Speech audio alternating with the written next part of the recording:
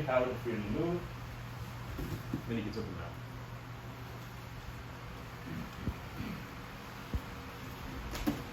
So I know that he's not moving, he's smart. So I switch. And I come in here when I'm ready.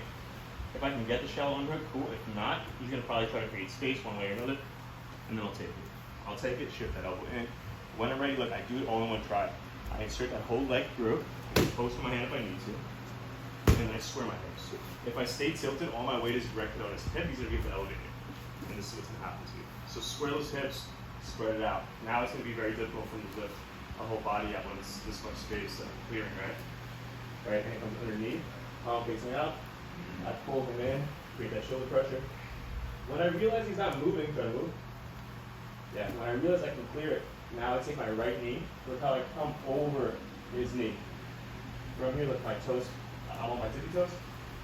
My feet are like a foot apart, and I'm just gonna tilt to my right hip. Now I cleared his knees down to the mountain.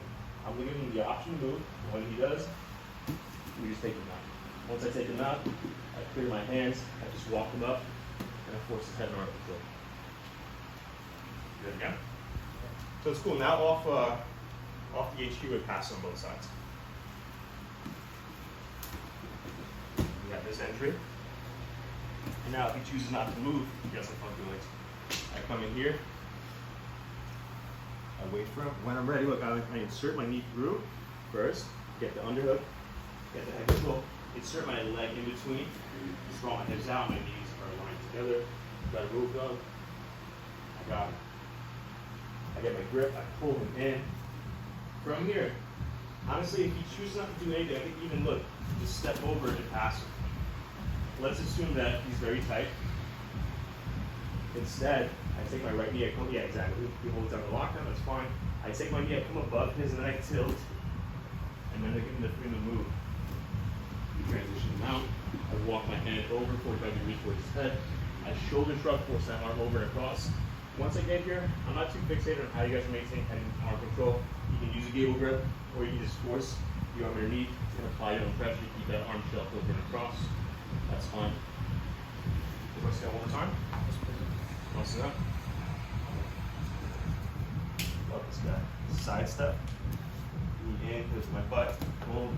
He chooses not to move. So look, I can even load myself up. I'll even insert my knee. I'm on the balls of my feet. I insert it right before I go and get into inserting my whole leg through. So from here, maybe he's framing. If you can't get that shallow ahead of time, shift the elbow in, and then now look close, insert, wide hips and tilt. My right arm comes underneath, palm facing out, I pull him in. So if you have to lower yourself, make sure that shoulder is inserted right into his neck. Pull him in, shoulder pressure. If you move at all, not really. I come over, insert my knee and tilt. And then from here, I give him the freedom to move. Move the right to mount, and post on my hands, walk my hand upward, shrug that arm over and across, roll myself into a head and arm control.